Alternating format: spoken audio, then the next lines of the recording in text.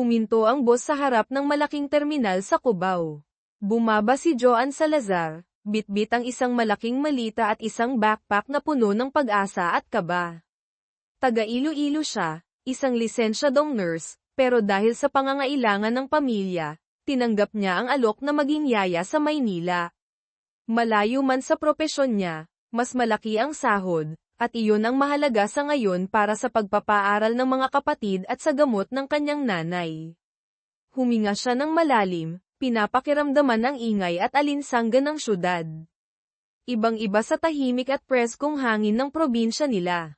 Hinanap ng kanyang mga mata ang sundo niya, isang driver daw na may hawak na placard na may pangalan niyang Joan Salazar. Ilang sandali pa, natanong niya ito. Ma'am Joan, tanong ng medyo may edad ng lalaki na nakauniporme. Opo, ako nga po, magalang niyang sagot, kasabay ng isang tipid ng ngiti. Ako po si Mang Ben, driver ng mga alonte. Tara na po, ma'am, hinihintay na po kayo sa bahay. Tinulungan siya ni Mang Ben sa kanyang mga gamit at iginiya papunta sa isang itim at may kantab na SUV. Napanganga si Joan sa laki at gara ng sasakyan. Habang nasa biyahe, hindi niya maiwasang mamangha sa nagtataasang mga gusali at sa bilis ng takbo ng buhay sa Maynila. Tahimik lang si Mang Ben, maliban kung may itatanong si Joan tungkol sa mga nadadaanan nila. Huminto sila sa harap ng isang mataas na gate ng isang kilalang subdivision. Matapos magpakilala ni Mang Ben sa gwardya, pumasok sila sa loob. Namangha si Joan sa laki at ganda ng mga bahay. Para siyang napasok sa ibang mundo. Ilang liko pa, huminto sila sa harap ng isang modernong two-story house na may malawak na hardin. Kulay puti at abo ito, na may malalaking bintanang salamin. Mukhang tahimik at malamig. Bumukas ang pinto at lumabas ang isang babaeng nakauniporme rin, marahil ay kasambahay. Good morning po, Ma'am Joan. Ako po si Ate Linda. Tuloy po kayo. Pumasok si Joan sa loob. Malinis, organisado, at mamahalin ang mga gamit, pero may kakaibang katahimikan.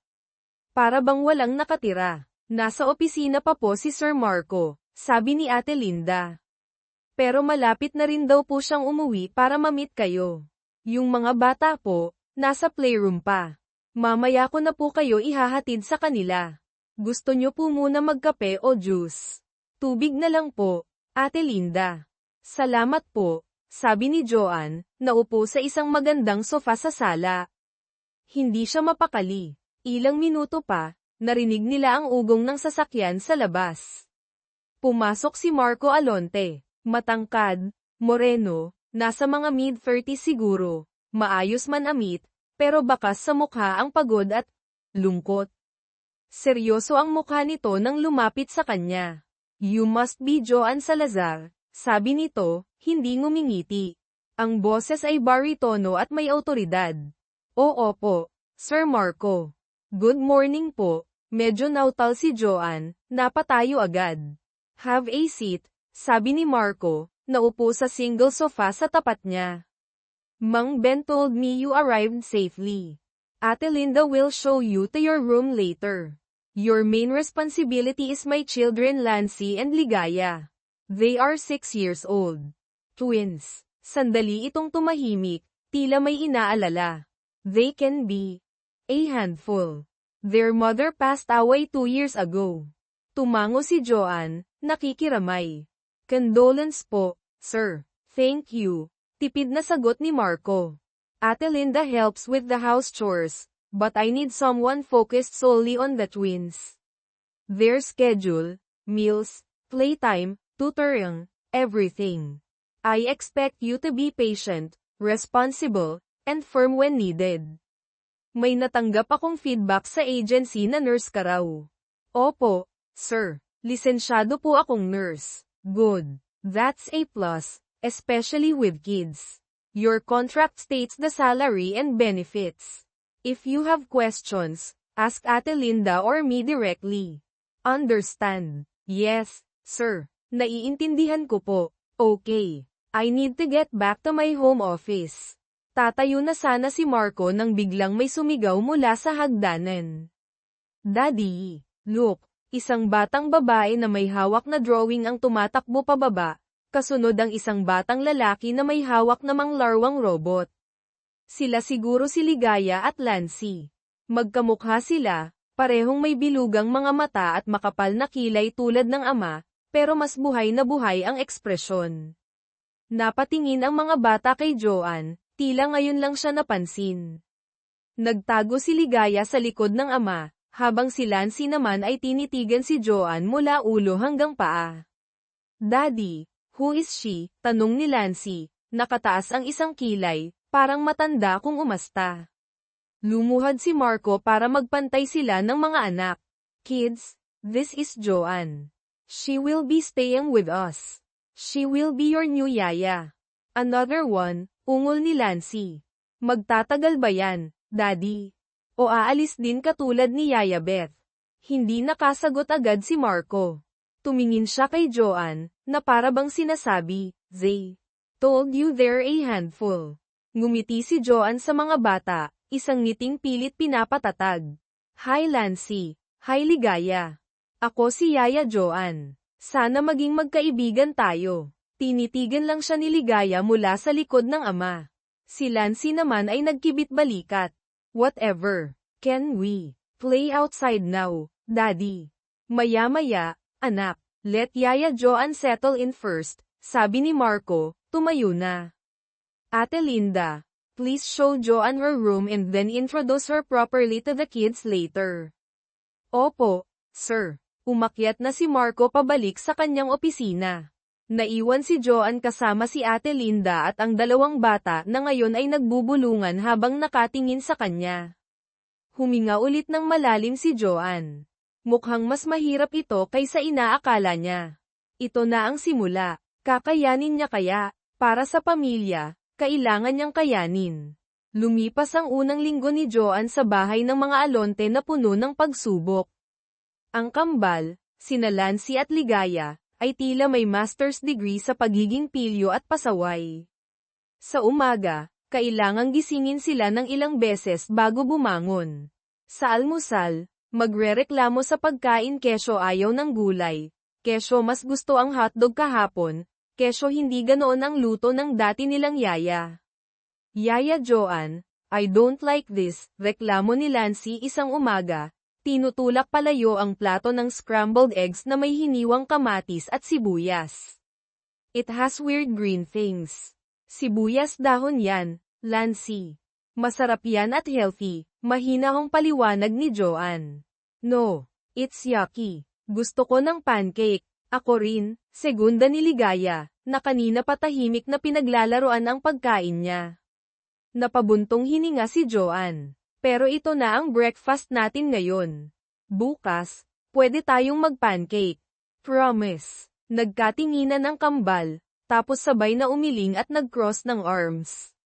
Hindi sila kumain hanggang sa dumating si Ate Linda at binigyan sila ng tinapay na may palaman.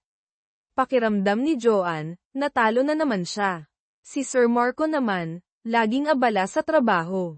Maaga umaalis, gabi na umuuwi. Kapag nasa bahay naman, madalas ay nasa home office nito o kaya'y tahimik lang na nagbabasa sa sala. Bihira silang magkausap, at kung mag-usap man, tungkol lang sa mga bata o sa mga bilin nito.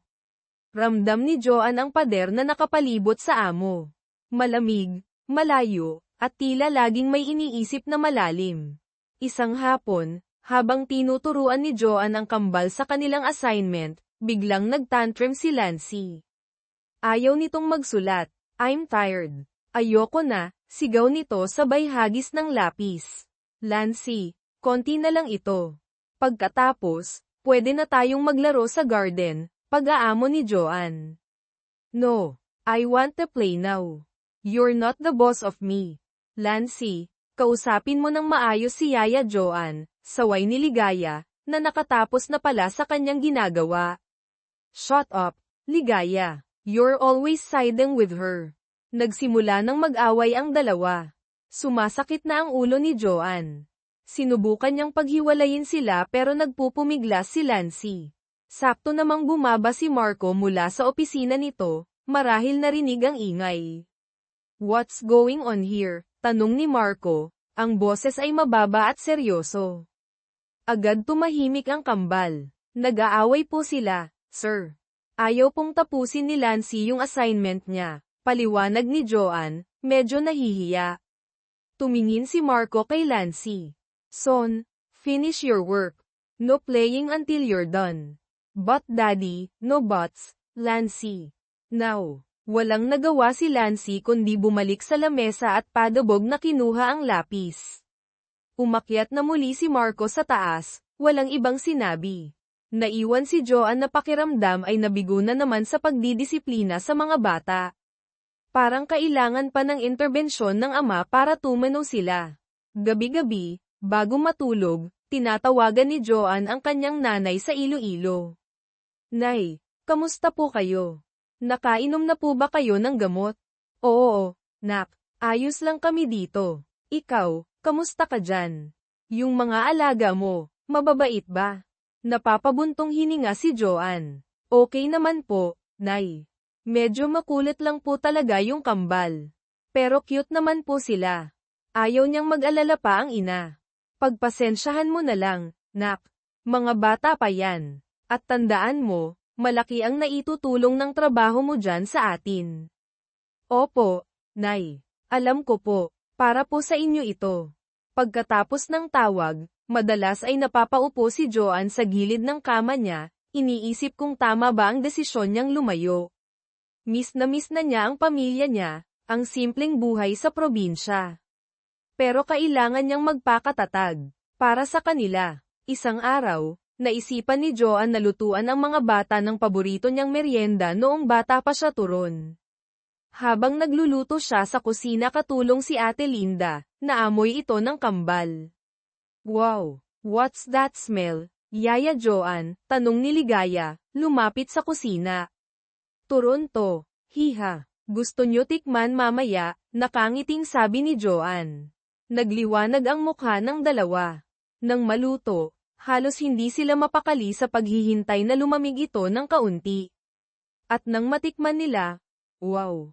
It's so yummy, sabi ni Lancy, puno ang bibig. Can you make this every day, Yaya Joanne? Tanong ni Ligaya. Napangiti si Joanne. Sa wakas, isang maliit na tagumpay. Kahit sa pagkain man lang, nagustuhan nila ang gawa niya. Sakto namang bumaba si Marco, siguro'y naamoy din ang niluluto. Nakita niya ang mga anak na masayang kumakain ng turon. What's this? Tanong niya, lumapit. Daddy, try this. Yaya Joanne made it. It's called turon, sabi ni Ligaya. Kumuha si Marco ng isa at tinikman. Tumango-tango ito. Not bad, sabi lang niya, pero parang may bahagyang ngiti sa gilid ng labi nito bago tumalikod at bumalik sa trabaho. Maliit na bagay, pero para kay Joanne, malaking bagay na iyon. Isang sinag ng pag-asa sa gitna ng tila walang katapusang chaos sa bahay Alonte. Baka sakali, unti-unti, mahahanap din niya ang lugar niya dito. Habang tumatagal si Joanne sa bahay ng mga Alonte, unti-unti niyang nakikilala ang mga taong nakatira dito, hindi lang bilang amo at mga alaga, kundi bilang mga individual na may kanya-kanyang pinagdadaanan. Napansin niya ang mga litrato sa sala at sa study ni Marco. Mga litrato ng masayang pamilya si Marco, ang kambal noong mga sanggol pa sila, at isang magandang babae na may maamong mukha at maningning na mga mata. Siya marahil ang yumaong asawa ni Marco, ang ina ni Nancy at Ligaya. Sa mga lumang litrato, ibang Marco ang nakikita ni Joanne, isang lalaking nakangiti ng malapad, masaya, at tila walang inaalala. Ibang-iba sa seryoso at malungkot na Marco na kilala niya ngayon. Minsan, nakita niya si Marco na nakatitig sa isang family picture nila, ang mga daliri ay marahang hinahaplos ang mukha ng asawa sa litrato. Hindi siya napansin nito. Dahan-daang umatras si Joanne, ayaw istorbohin ang pribadong sandali ng amo. Doon niya mas naunawaan ang bigat na dinadala nito. Ang pagiging abala sa trabaho, ang pagiging mailap marahil ay paraan niya iyon para takasan ang sakit ng pagkawala. Ang kambal naman, sa kabila ng kakulaitan, ay may mga pagkakataong nagiging tahimik at malungkot din. Minsan, nahuhuli sila ni Joanne na nakatingin sa litrato ng kanilang mommy. Isang gabi, hindi makatulog si Ligaya. Pumasok si Joanne sa kwarto nito at nakita niya itong umiiyak ng tahimik. Ligaya, bakit ka umiiyak? Malambing na tanong ni Joanne, umupo sa tabi nito sa kama. I miss mommy, bulong ni Ligaya, lalo pang sumubsob sa unan. Niyakap ni Joanne ang bata. Alam ko, sweetie, normal lang na mamiss mo siya. Hinaplos niya ang likod nito. Gusto mo bang magkwento tungkol sa kanya? Tumango si Ligaya, at nagsimula itong magkwento tungkol sa mga alaala niya kasama ang ina kung paano siya nito kinakantahan bago matulog, kung paano sila nagbi-bake ng cookies, kung paano nito pinapatawa si daddy. Habang nagkukwento, unti-unting napapalitan ng ngiti ang mga luha sa mata ni Ligaya. Nakikinig lang si Joanne, paminsan-minsan ay nagtatanong para hikayatin pa itong magsalita. Nang makatulog si Ligaya, dahan-daang lumabas si Joanne ng kwarto. Pakiramdam niya, may nabuksang maliit na pinto sa puso ng bata. Kay Lancy, iba ang paraan ng pagpapakita ng lungkot. Mas madalas itong maging piken, madaling magalit, o kaya'y maghahanap ng atensyon sa pamamagitan ng paggawa ng kalokohan. Napansin ni Joanne na kapag pinagagalitan ito ni Marco, lalo lang itong nagre-rebelde. Kaya sinubukan ni Joanne ang ibang approach. Kapag nagkakamali si Lancy, kinakausap niya ito ng masinsinan pero mahinahon kapag sila na lang dalawa. Lancy, alam kong naiinis ka kanina, pero hindi tama na sinigawan mo si Ate Linda, sabi ni Joanne isang beses matapos nitong magmaktol dahil hindi agad na ibigay ang gusto niyang laruan. She was slow, sagot ni Lancy, nakasimangot pa rin.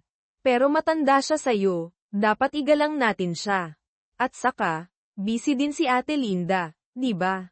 Next time, pwede mong sabihin ng maayos kung ano ang kailangan mo. Hindi kumibo si Lancy, pero nakita ni Joanne na nakikinig ito. Maya-maya, lumapit ito kay Ate Linda. Ate Linda, sorry po kanina, mahinang sabi nito. Napangiti si Ate Linda at si Joanne. Unti-unti, nagkakaroon ng pagbabago. Nagsimula na ring maging mas komportable ang mga bata kay Joanne. Hinahanap na siya kapag wala siya sa paningin nila. Nagpapatulong na sa homework ng walang reklamo. Nagkukwento na tungkol sa nangyari sa school. Minsan, kapag nanunood sila ng TV sa sala, tatabi sila kay Joanne sa sofa, si Ligaya ay isasandal ang ulo sa balikat niya, habang si Lancy naman ay ipapatong ang paa sa hita niya. Mga simpleng kilos na nagpapainit sa puso ni Joanne. Isang Sabado ng hapon, naabutan ni Marco si Joanne at ang kambal sa hardin. Naglalaro sila ng habulan. Tawanan sila ng tawanan. Napahinto si Marco sa may pintuan, pinapanood sila. Nakita niya ang saya sa mga mata ng kanyang mga anak, isang tunay na saya na matagal na niyang hindi nakikita. At nakita niya si Joanne, hindi bilang yaya lang, kundi bilang isang taong nagbibigay liwanag sa madilim nilang tahanan. Napansin ni Joanne na nakatingin si Marco. Tumigil siya sa pagtakbo, medyo nahiya. Ngumiti lang si Marco, isang maliit, halos hindi mahahalata, pero totoong ngiti. Mukhang nag-e-enjoy kayo, sabi nito. Opo, sir. Ang kukulit po nila, sagot ni Joanne, habol ang hininga. Daddy, join us, sigaw ni Lancy. Umiling si Marco. Maybe next time, son. I still have work to do. Pero bago siya tumalikod, tumingin ulit siya kay Joanne. Thank you, Joanne. Nagulat si Joanne. Po, para saan po, sir? For making them laugh again. Sabi ni Marco, at mabilis na itong pumasok sa loob. Naiwan si Joanne na medyo tulala. Sa kabila ng pagiging mailap ni Marco, nakikita pala nito ang mga ginagawa niya. At nagpapasalamat ito. Pakiramdam niya, hindi lang siya isang empleyado sa bahay na iyon. Unti-unti, nagiging bahagi na siya ng buhay nila, ng mga lihim sa likod ng kanilang mga ngiti at mga luha. At hindi niya alam kung bakit, Pero ang munting pasasalamat na iyon mula kay Marco ay nagbigay ng kakaibang init sa kanyang dibdib. Unti-unting nagiging pamilyar ang tunog ng tawa sa bahay ng mga Alonte, isang tunog na matagal nang nawala. Malaki ang kinalaman ni Joanne dito. Hindi lang siya basta tagapag-alaga, nagdadala siya ng init at sigla na tila ba nagpapagising sa natutulog na diwa ng tahanan. Sinimulan niyang magluto ng mga pagkaing Pinoy na kinalakihan niya sa Iloilo. Minsan, sinigang na baboy na may tamang asim. Minsan, adobo na may konting tamis. Nagustuhan ito ng kambal, pati na rin ni Ate Linda. Si Marco, kahit hindi nagsasalita, nauubos naman ang sinaing kapag ulam na luto ni Joanne ang nakahain. Isang gabi, habang naghahapunan, biglang nagsalita si Ligaya. Daddy, Yaya Jones' adobo tastes like the one Lola used to make. Natigilan si Marco, napatingin kay Joanne. Ang lola na tinutukoy ni Ligaya ay ang ina ni Marco, na pumanaw na rin ilang taon bago ang asawa nito. Talaga ba, anak? Mahinang sabi ni Marco, may bahid ng alaala sa boses. Tumango si Ligaya. Yes, it makes me happy. Ngumiti si Joanne. Nako, paborito po kasi yan sa amin sa Iloilo. Simpleng luto lang po. It's good, sabi ni Marco, nakatingin sa plato niya. Very good. Iyon ang unang beses na direktang pinuri ni Marco ang luto niya. Isang simpleng komento, pero para kay Joanne, parang musika sa pandinig. Nagdala rin si Joanne ng mga kwentong bayan mula sa Visayas at mga Ilonggo lullabies na kinakanta niya sa kambal bago matulog. Paborito nila ang dandansoy at ang ili-ili tulog anay. Kahit hindi nila maintindihan lahat ng salita, tila may mahika ang himig na nagpapakalma sa kanila. Minsan, naabutan ni Marco si Joanne na kinakantahan ang natutulog ng mga anak. Hindi siya gumawa ng ingay, tahimik lang siyang nakinig mula sa pintuan, at may kung anong kumurot sa puso niya, isang halo ng lungkot at pasasalamat. Napansin din ni Marco ang pagbabago sa mga anak. Mas madalas na silang ngumiti, mas masigla, at mas bumuti ang performance sa eskwela. Hindi na rin sila gaanong nag-aaway o nagtatantrum. Kapag may problema, natuto na silang lumapit kay Yaya Joanne nila at makipag-usap ng mahinahon. Isang gabi, hindi makatulog si Marco. Bumaba siya para kumuha ng tubig sa kusina at naabutan niya si Joanne na nagtitiklop ng mga damit ng mga bata sa dining area habang tahimik na nakikinig sa music sa earphones nito. Gising ka pa pala, Joanne, sabi ni Marco, medyo nagulat. Nagulat din si Joanne. Agad niyang tinanggal ang isang earphone. Ay, sir. Opo, tinatapos ko lang po ito. It's late. Pwede mo namang ipagpabukas yan. Okay lang po, sir. Konti na lang naman po ito. Tumango si Marco, kumuha ng tubig. Akmang aakyat na siya nang bigla siyang magsalita ulit. Kumusta ang pamilya mo sa Iloilo? Natigilan si Joanne. Ito ang unang beses na nagtanong si Marco tungkol sa personal niyang buhay. Okay naman po sila, sir.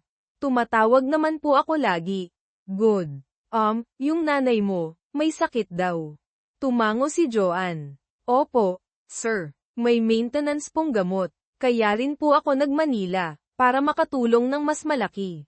Tumahimik si Marco sandali. You're a good daughter. Tumingin ito sa kanya, at sa sandaling iyon, nakita ni Joanne ang respeto sa mga mata nito. At mabuti kang, yaya sa mga anak ko. Salamat po, sir. Sige, matulog ka na pagkatapos mo dyan, sabi ni Marco bago tuluyang umakyat. Naiwan si Joanne na nakatulala sa tinitiklop na damit. Ang simpleng pag-uusap na iyon ay nag-iwan ng kakaibang pakiramdam sa kanya. Parang nabawasan ang distansya sa pagitan nila. Hindi na lang siya basta empleyado, kinikilala siya ni Marco bilang tao, bilang si Joanne. Sa mga sumunod na araw, napansin ni Joanne na medyo nagbago na rin si Marco. Paminsan-minsan, sumasabay na ito sa merienda nila ng mga bata. Nagtatanong na tungkol sa araw nila sa eskwela. Minsan, kapag naglalaro sila sa hardin, lalabas ito at manunood saglit, minsan ay may kasama pang maliit na ngiti. Isang linggo, walang pasok si Marco. Nagulat si Joanne nang pagbaba niya, naabutan niya itong nagtitimpla ng kape sa kusina at nakikipag-usap kay Ate Linda. "Good morning, Joanne," bati ni Marco, mas magaan ang tono kaysa karaniwan. "Good morning po, sir.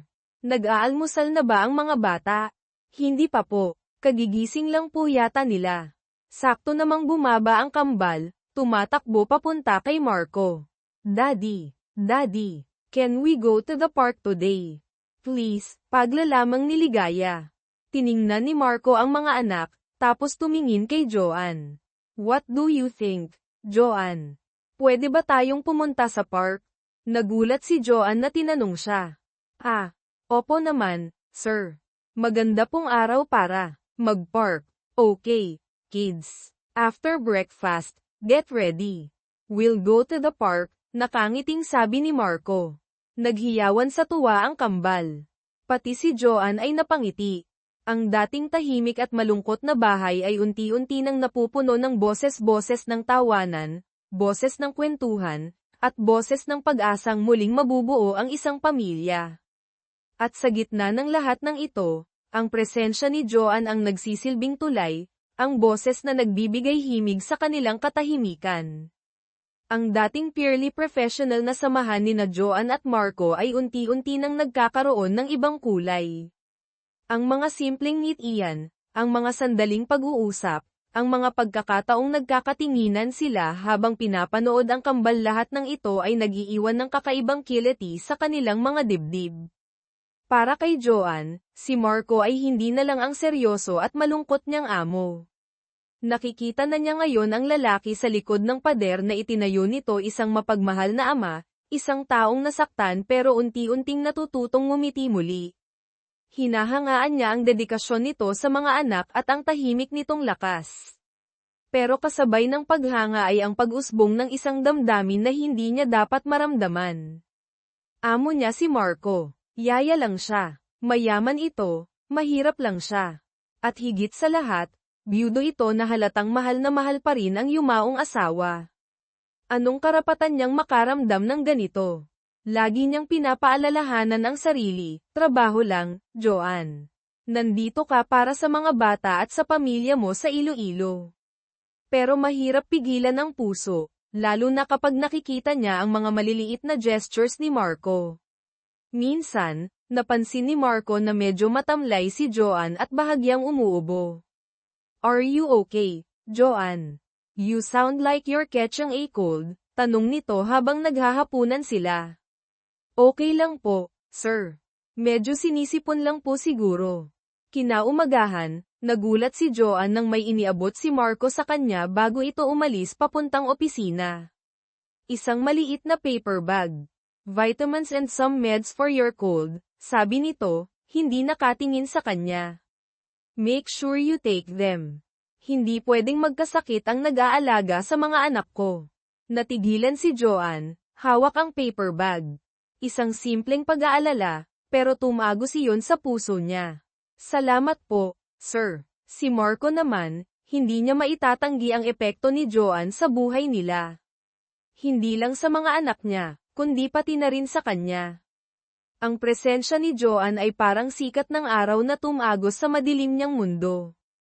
Ang simple nitong kabaitan, ang pasensya nito sa kambal, ang init ng mga ngiti nito, lahat ay unti-unting nagpapaguhit ng pag-asa sa puso niyang matagal nang nakakandado. Pero naguguluhan siya. Si Joanne ang yaya ng mga anak niya. Hindi tama na magkaroon siya ng ibang pagtingin dito. At paano si Marisa, ang yumaong asawa niya? Nararamdaman niyang parang tinatraidor niya ang alaala nito sa tuwing nahuhuli niyang napapangiti siya dahil kay Joanne, o kapag hinahanap-hanap ng mga mata niya ito kapag wala sa paningin niya. Isang gabi, medyo na late si Marco nang uwi. Pagod na pagod siya mula sa isang mahabang meeting. Pagpasok niya sa bahay, tahimik na. Akala niya tulog na ang lahat. Pero pagdaan niya sa sala, nakita niya si Joanne na mahimbing na natutulog sa sofa, may hawak pang libro na marahil ay binabasa niya habang hinihintay ang pagtulog ng kambal. Napahinto si Marco. Pinagmasdan niya ang payapang mukha ni Joanne. Mukhang pagod din ito. Lumapit siya at marahang inalis ang libro sa kamay nito. Kumuha siya ng manipis na kumot mula sa kabinet at maingat na ikinumot sa kanya. Habang ginagawa niya iyon, isang takas na hibla ng buhok ni Joanne ang tumabang sa mukha nito. Walang pag-aalinlangan, marahan niyang inipit iyon sa likod ng tenga ni Joanne. Nagulat siya sa sariling kilos. Ang lambot ng balat nito. Biglang bumilis ang tibok ng puso niya. Dahan-daang umatras si Marco, pinigilan ang sarili. Ano ba itong ginagawa ko? Tanong niya sa sarili. Umakyat siya sa kanyang kwarto, dala-dala ang imahe ni Joanne na natutulog at ang kakaibang pakiramdam na iniwan yun sa kanya. Kinabukasan, parehong mailap sina Joanne at Marco sa isa't isa. Naaalala ni Joanne ang pakiramdam na may dumampi sa mukha niya kagabi at ang init ng kumot na hindi naman niya kinuha. Nagising siya saglit noon, nakita niya ang anino ni Marco na paakyat ng hagdan. Siya kaya ang nagkumot sa kanya. Pinilig niya ang ulo. Imposible. O baka naman. Si Marco naman, iniiwasan ang mga mata ni Joanne. Naiilang siya sa nangyari kagabi, sa naramdaman niya. Ang tensyon sa pagitan nila ay hindi nakaligtas sa matalas na mata ng kambal. Daddy, why are you not talking to Yaya Joanne? Tanong ni Ligaya habang nag-aalmusal. Yeah. And Yaya Joanne, why is your face red? Tanong naman ni Lancy. Nagkatinginan sina Joanne at Marco, parehong nagulat at hindi alam ang isasagot. We're talking, sweetie, mabilis na sagot ni Marco. Daddy's just thinking about work. Hindi naman pumapula ang mukha ko, Lancy, sabi naman ni Joanne, pilit na ngumingiti. Mainit lang siguro. Hindi kumbinsido ang kambal, pero hindi na sila nagtanong pa. Ang gulo ng puso ni na Joanne at Marco ay isang lihim na pareho nilang kinikimkim. Isang damdaming hindi nila masabi, hindi nila maamin, dahil sa mga pader na nakapalibot sa kanila ang estado sa buhay, ang nakaraan, at ang takot na masaktan o makasakit. Ngunit habang pinipigilan, tila lalo lang itong lumalakas, naghahanap ng pagkakataong makalaya. Sakto sa pagkakagulo ng damdamin ni na Joanne at Marco, isang tao mula sa nakaraan ang muling pumasok sa eksena si Clarice, ang pinsan ng yumaong asawa ni Marco na si Marisa. Maganda si Clarice, sopistikada, at laging nakaayos. Dati pa man, hindi nalingid sa kaalaman ng ilan na may lihim na pagtingin ito kay Marco, kahit pa noong nabubuhay pa si Marisa. Ngayong biyudo na si Marco, tila umaasa si Clarice na may pag-asa na para sa kanya. Dumating si Clarice isang weekend, dala-dala ang mga pasalubong para sa kambal at isang lutong ulam na paborito raw ni Marco. Sinalubong siya ni Ate Linda at agad naman siyang nagtungo sa sala kung nasaan si Marco, nagbabasa ng papeles. Marco, surprise, masiglang bati ni Clarice, lumapit at bumeso kay Marco. Medyo nagulat si Marco. Clarice, what are you doing here? Visiting my favorite pamangkins, of course. And you too, sabi ni Clarice, umupo sa tabi ni Marco, medyo malapit. I brought your favorite caldereta, just like how Tita used to make it. Thanks, Clarice. You didn't have to. Sakto namang bumaba si Joanne kasama ang kambal mula sa paglalaro sa taas. Tita Clarice, sigaw ng kambal, lumapit para yakapin ito. Sanay sila sa pagdalaw nito paminsan-minsan. Hello, my darlings. Look what Tita brought for you, sabi ni Clarice. Iniabot ang mga laruan.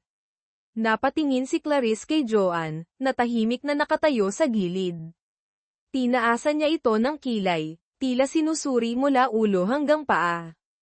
And who is this? Tanong niya kay Marco. Ang boses ay tila mas mataray na ngayon. Ah, Clarice, this is Joanne Salazar. The kid's new yaya, pakilala ni Marco. Joanne, this is Clarice, Marice's cousin.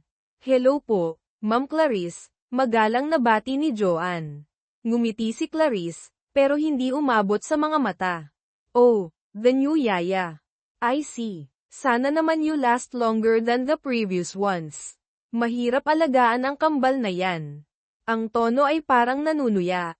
Naramdaman ni Joanne ang lamig sa pakikitungo ni Clarice, pero hindi na lang siya kumibo.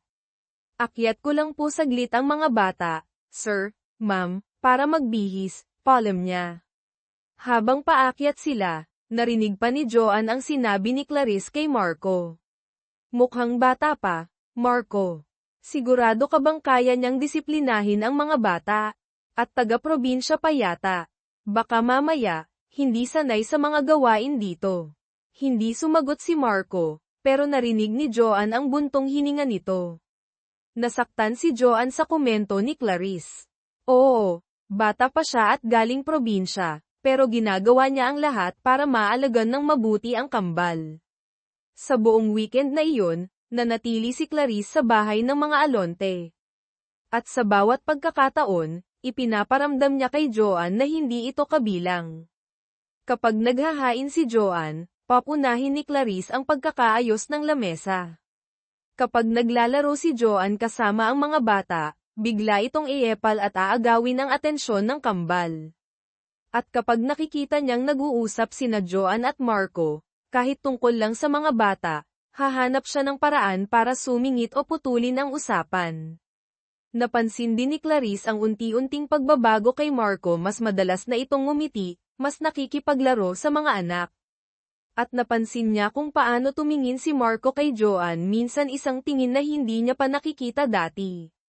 Nagsimulang kumulo ang dugo ni Clarice sa selos. Hindi niya matanggap na ang isang simpleng yaya lang ang nagpapasaya muli kay Marco at sa mga bata, isang bagay na hindi niya nagawa sa kabila ng kanyang mga effort. Isang hapon, habang nasa labas si Marco at si Ate Linda naman ay namamalengke, sinadya ni Clarice si Joanne sa kusina. Joanne, can I talk to you for a minute? Sabi ni Clarice, nakapamewang. Opo, ma'am. Alam mo, I appreciate your help with the kids. Pero let's be clear, you're just the yaya, okay? Huwag mong isipin na dahil mabait sa'yo si Marco at ang mga bata, may special place ka na dito. Nagulat si Joanne sa direktang sinabi ni Clarice. Ma'am, ginagawa ko lang po ang trabaho ko. Talaga ba? Kasi napapansin ko, parang masyado kang nagiging komportable. Remember your place. Marco is still grieving for Marisa. He needs family around him, like me. Hindi niya kailangan ng distraction. Hindi po ako distraction, ma'am. Nagtatrabaho lang po ako. Good. Just make sure you stick to your job. Don't get any funny ideas, sabi ni Clarice. Tinalikuran si Joanne at umalis. Naiwan si Joanne na nanginginig sa galit at hiya. Gusto niyang sumagot, ipagtanggol ang sarili, pero pinigilan niya. Ayaw niyang gumawa ng gulo. Pero ang mga salita ni Clarice ay tumatak sa isip niya. Totoo nga ba? Baka nga masyado na siyang nagiging malapit. Baka nakakalimutan na niya ang lugar niya. Nang gabi ring iyon, nakahanap ng pagkakataon si Clarice na magsumbong kay Marco. Marco, alam mo, nag-aalala lang ako, simula ni Clarice habang nagkakape sila sa sala pagkatapos maghapunan, ang kambal at si Joanne ay nasa taas na. That yaya, Joanne, nakita ko kasi siya kanina sa may study mo. Parang may tinitingnan sa mga papeles mo. Kumunat ang noo ni Marco. Are you sure, Clarice? Oo, hindi naman sa nagbibintang ako, pero, alam mo na. Mahirap magtiwala agad-agad, lalo na sa mga hindi natin lubos na kilala. Nurse daw siya, di ba? Bakit siya nagyayaya? Baka may iba siyang motibo. Sinadya ni Clarice na magtanim ng duda sa isip ni Marco. Hindi agad nakasagot si Marco. Kilala niya si Joanne bilang mapagkakatiwalaan. Pero si Clarice ay pamilya ng yumaong asawa niya. Sino ang paniniwalaan niya? Ang pagiging protective niya sa mga anak at sa naiwan ng asawa niya, kasama na ang sarili niyang emosyonal na gulo, ay nagbigay puwang sa duda na itinanim ni Clarice. I'll talk to her, sabi lang ni Marco, pero bakas sa boses niya ang pag-aalala na hindi naroon dati. Nakita ni Clarice ang epekto ng kanyang mga salita. Isang maliit na ngiti ng tagumpay ang gumuhit sa kanyang mga labi nang hindi nakatingin si Marco. Ang lason ng panibugho at kasinungalingan ay nagsisimula ng kumalat sa tahanang unti-unti nang nakakahanap ng liwanag. Ang mga salitang itinanim ni Clarice ay nag-ugat sa isip ni Marco. Kahit ayaw niyang maniwala, hindi niya maiwasang magduda. Bakit nga ba nasa study niya si Joanne? Ano ang tinitingnan nito? Ang pagiging mailap ni Marco ay bumalik, at ang namumuong init sa pagitan nila ni Joanne ay biglang napalitan ng lamig. Napansin ni Joanne ang pagbabago sa pakikitungo ni Marco. Hindi na ito ngumingiti sa kanya. Ang mga sagot ay naging tipid at formal. Madalas, iniiwasan siya nito ng tingin. Nasasaktan si Joanne, hindi niya maintindihan kung ano ang nagawa niya. Isang gabi, habang pinapatulog ni Joanne ang kambal, tinawag siya ni Marco sa study nito. Kinabahan si Joanne. Ito na ba yun? Joanne, sit down, sabi ni Marco, nakaupo sa likod ng kanyang malaking mesa, ang mukha ay seryoso. Naupo si Joanne sa silyang nasa tapat niya, ang mga kamay ay magkahawak sa kanyang kondongan. May gusto lang akong linawin, simula ni Marco, ang boses ay walang emosyon. Clarice mentioned she saw you here yesterday afternoon. Na may tinitingnan ka raw sa mga papeles ko. Nanlaki ang mga mata ni Joanne. Po, sir, hindi po totoo yun. Pumasok po ako dito kahapon, pero para lang po kunin yung drawing book ni Ligaya na naiwan niya. Nakita ko po yun sa may gilid ng table nyo, kinuha ko lang po saglit at lumabas na agad ako. Wala po akong ibang ginalaw o tiningnan. Tinitigan siya ni Marco, sinusuri ang kanyang reaksyon. Gusto niyang maniwala kay Joanne, pero ang duda na itinanim ni Clarice ay malakas. Look, Joanne, sabi ni Marco, bumantong hininga. I need someone I can trust completely with my kids and my home. These past few months, things have become complicated. Sir, pinagkakatiwalaan niyo naman po ako, di ba? Naluluhang tanong ni Joanne. Mahal ko po ang mga anak niyo. Ginagawa ko po ang lahat para sa kanila. I know you care for the kids, pag-amin ni Marco. Pero, maybe this setup isn't working out anymore. Para sa ating lahat, parang pinagsakluban ng langit at lupa si Joanne. Hindi siya makapaniwala sa naririnig niya. Pinagdududahan siya ng taong unti-unti na niyang minamahal. At dahil lang sa sinabi ni Clarice. Sir, kung dahil po ito sa sinabi ni Ma'am Clarice, it's not just about what Clarice said, Joanne, putol ni Marco. Kahit sa kaloob-looban niya, alam niyang malaki ang kinalaman nito. It's about boundaries. Things are getting blurred. Maybe it's better this way. Hindi niya masabi ang totoong dahilan na natatakot siya sa nararamdaman niya para kay Joanne, na nagugilty siya sa alaala ni Marisa, na nagpapadala siya sa lason ni Clarice. Mas madali na lang na itago ito sa likod ng professional boundaries. Tumulo na ang mga luha ni Joanne. So, pinapaalis niyo na po ako, sir. Tumango si Marco, hindi makatingin ng diretso kay Joanne. I think it's for the best. I'll give you a generous separation pay, of course. At magbibigay ako ng magandang rekomendasyon kung kailangan mo. Hindi na nakapagsalita si Joanne. Tumayo siya, pinunasan ang mga luha gamit ang likod ng kamay. Ang sakit, ang bigat sa dibdib. Pakiramdam niya, dinurog ang puso niya. Sige po, sir, kung yan po ang desisyon niyo, sabi niya, pilit pinatatatag ang boses kahit nanginginig. Mag-iimpake na po ako. Tumalikod si Joanne at mabilis na lumabas ng study, hindi na pinigilan ang paghikbi. Dumiretso siya sa kanyang kwarto at doon ibinuhos ang lahat ng sakit at sama ng loob. Bakit ganito? Bakit kailangang magtapos ng ganito? Minahal niya ang mga bata na parang tunay niyang mga kapatid o anak. At si Marco, akala niya, unti-unti na silang nagkakaunawaan. Isang malaking pagkakamali pala ang lahat. Nagsimula siyang mag-impake, ang bawat damit na tinitiklop ay parang may kasamang alaala ang unang araw niya, ang mga kalokohan ng kambal, ang mga ngiti ni Marco, ang mga munting tagumpay. Palom na sa lahat ng iyon.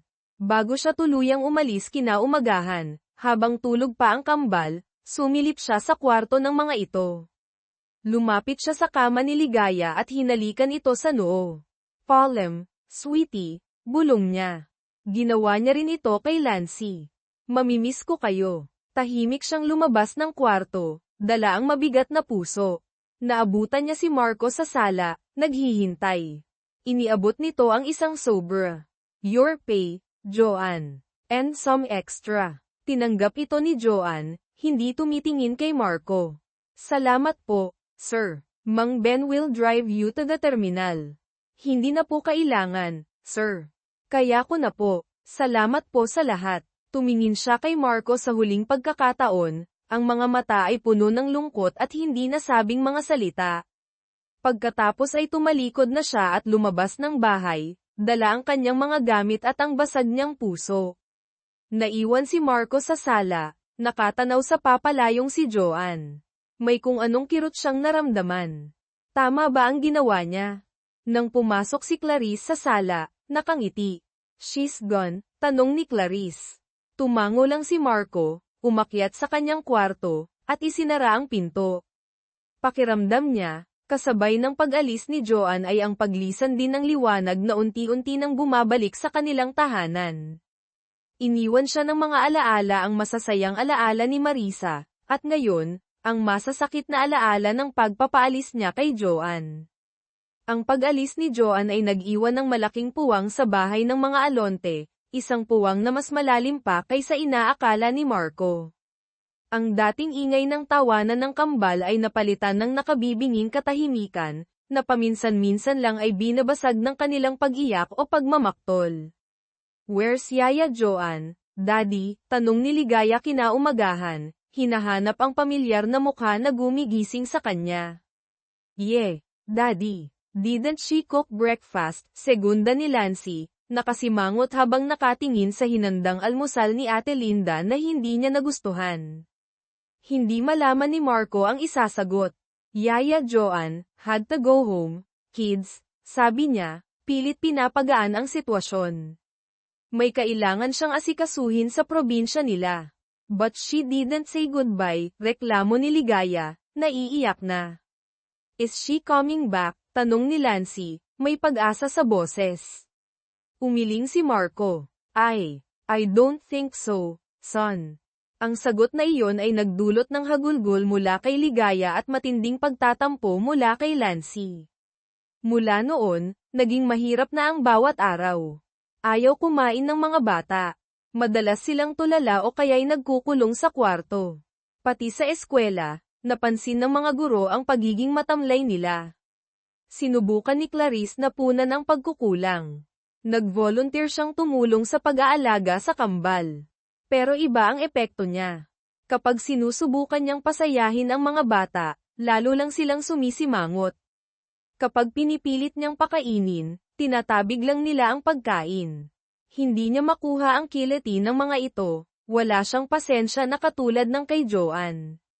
"They miss her, Marco," sabi ni Clarice isang gabi, halatang frustrated na rin.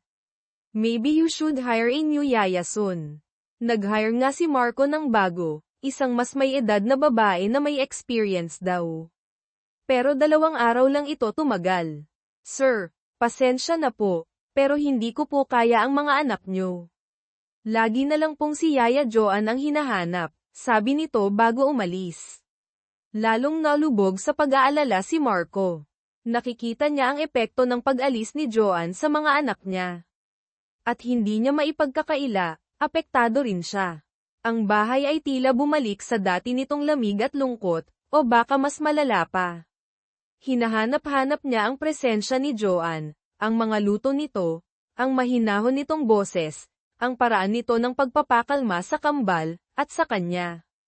Isang gabi, pumasok si Marco sa kwarto ng mga anak para i-check sila. Nakita niyang mahimbing nang natutulog si Ligaya, pero may bakas pa rin ng luha sa pisngi nito.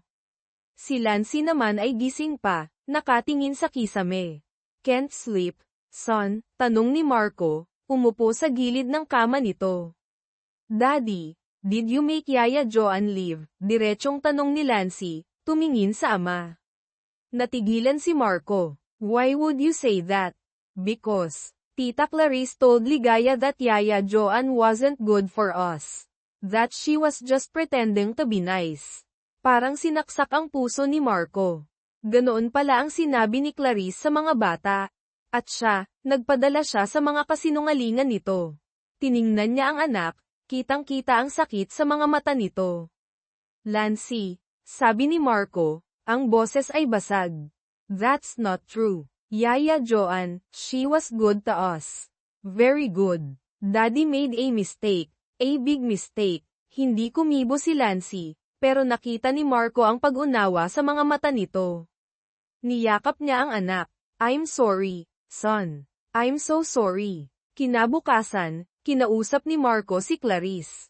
Sa wakas, nakita niya ang tunay na kulay nito, ang inggit, ang pagiging mapanira.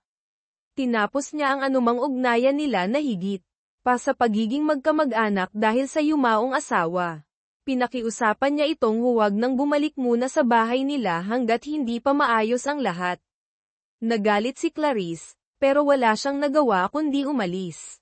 Pagkaalis ni Clarice, hinarap ni Marco ang sarili.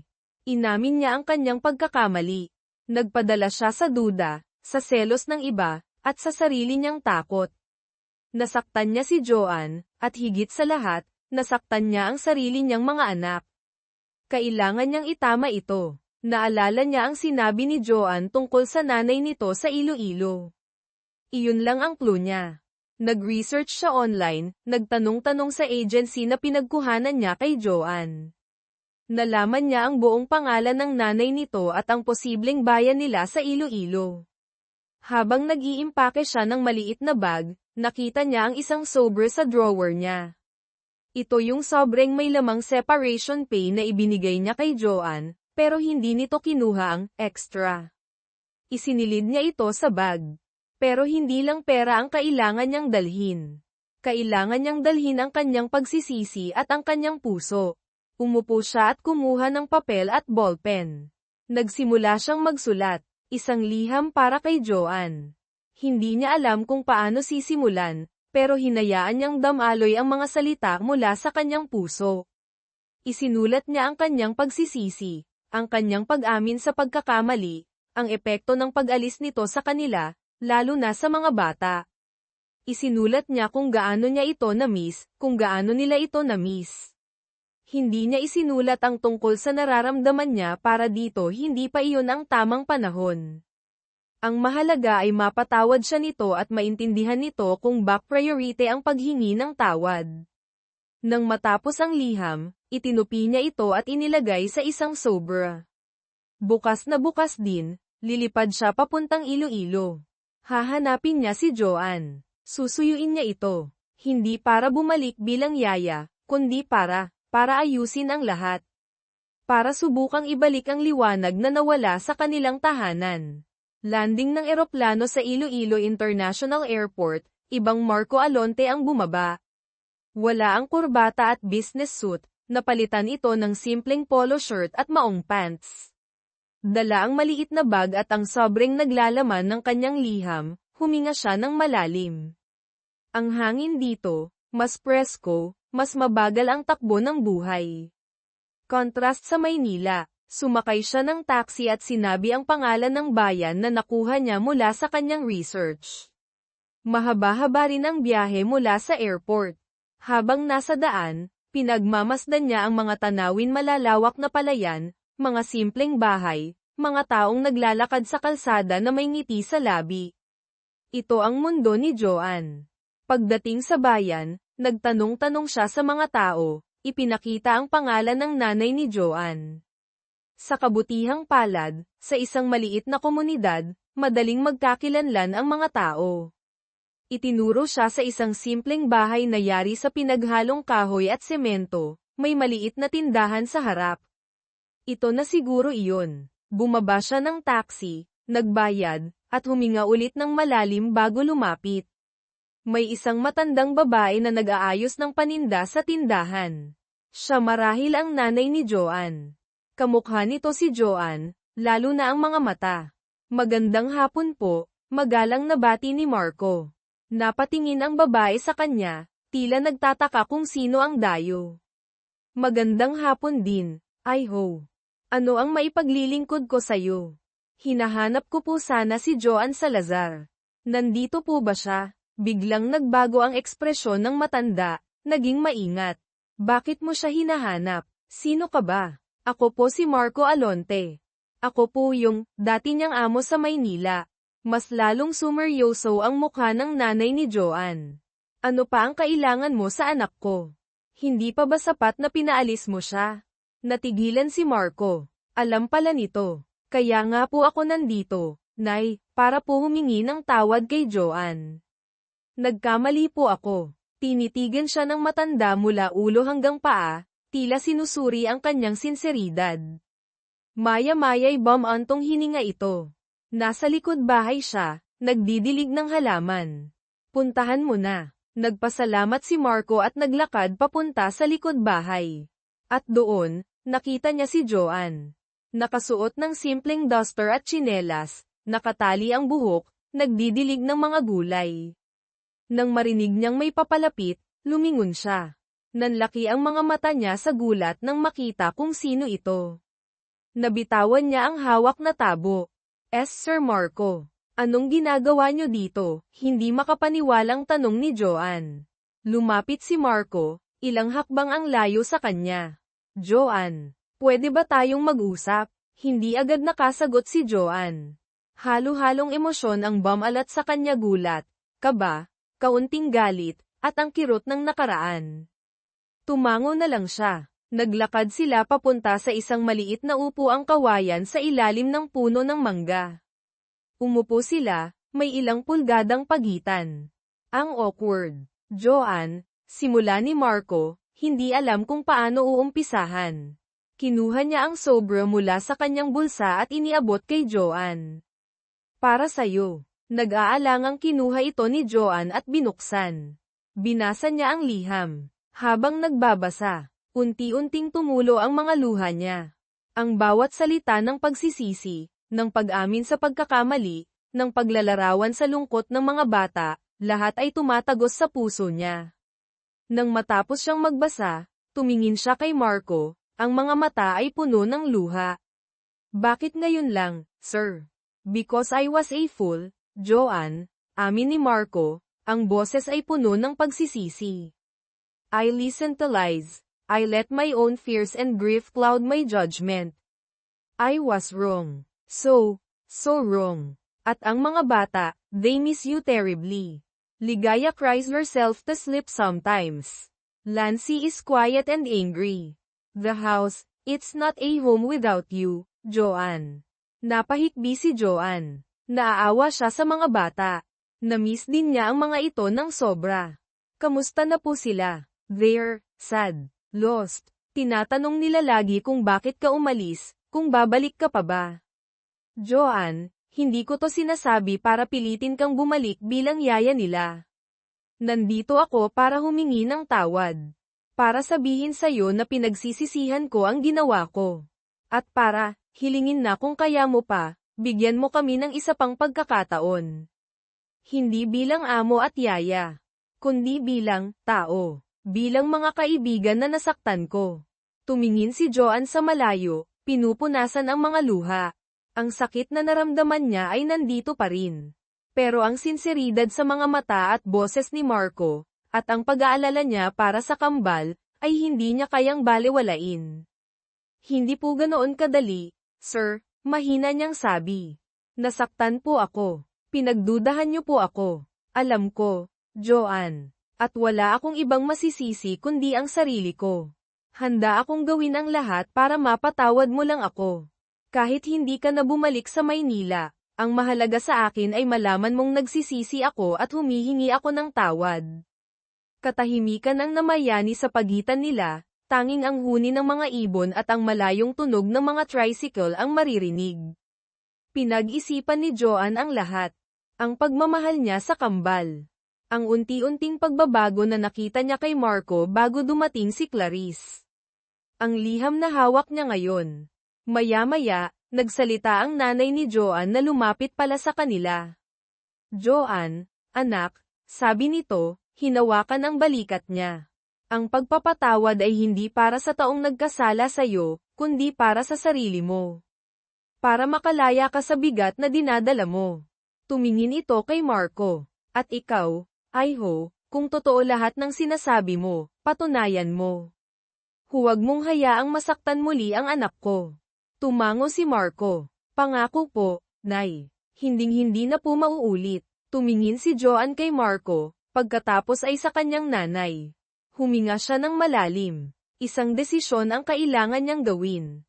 Isang desisyon na babago hindi lang sa buhay niya, kundi pati na rin sa buhay ng pamilyang unti-unti na niyang itinuring na sarili niyang pamilya. Sige po, sir, sabi ni Joanne, ang boses ay mas matatag na. Pinapatawad ko na po kayo. Nakita niya ang laking ginhawa sa mukha ni Marco. Pero, hindi pa po ako sigurado kung kaya ko nang bumalik. Naiintindihan ko, Joanne, sabi ni Marco. Hindi kita pipilitin. Ang mahalaga, napatawad mo na ako. Pero, sana pag-isipan mo. Hindi para sa akin, kundi para kay Lancy at Ligaya. They need you. Tumango si Joanne. Pag-iisipan ko po. Sa mga sumunod na araw, nanatili si Marco sa Iloilo, tumuloy sa isang maliit na inn sa bayan. Araw-araw, dumadalaw siya sa bahay ni na Joanne. Hindi para mangulit, kundi para makipagkwentuhan lang sa nanay nito, minsan ay tumutulong sa mga simpleng gawain, o kaya'y naglalakad-lakad kasama si Joanne sa tabing dagat kapag hapon. Ipinakita niya ang ibang Marco ang hindi boss, ang hindi mayaman, kundi ang simpleng tao na handang magpakumbaba at maghintay. Nakita ni Joanne ang effort ni Marco. Nakita niya ang sinseridad nito. At higit sa lahat, nararamdaman pa rin niya ang pagmamahal para kay Lancy at Ligaya. Isang gabi, habang nakatingin sa mga bituin, ginawa na niya ang kanyang desisyon. Kinabukasan, maagang nagising si Joanne. Alam na niya ang kanyang gagawin. Nang dumating si Marco para mag-almusal kasama sila, isang bagay na naging routine na nila sa mga nakaraang araw, sinalubong siya ni Joanne ng isang maliit na ngiti. Sir Marco, sabi ni Joanne, medyo nahihiya pa rin. Nagdesisyon na po ako. Napahinto si Marco sa pagsubo ng pandesal. Tumingin siya kay Joanne, puno ng pag-asa at kaba. Sasama po ako pabalik sa Maynila, tuloy ni Joanne. Nagliwanag ang mukha ni Marco. Isang malapad na ngiti ang gumuhit sa kanyang mga labi, ang unang totoong masayang ngiti na nakita ni Joanne mula nang dumating ito. Talaga, Joanne? Sigurado ka? Tumango si Joanne. Opo, para po kina Lancy at Ligaya. Tumingin siya kay Marco. Pero sir, ayoko na pong bumalik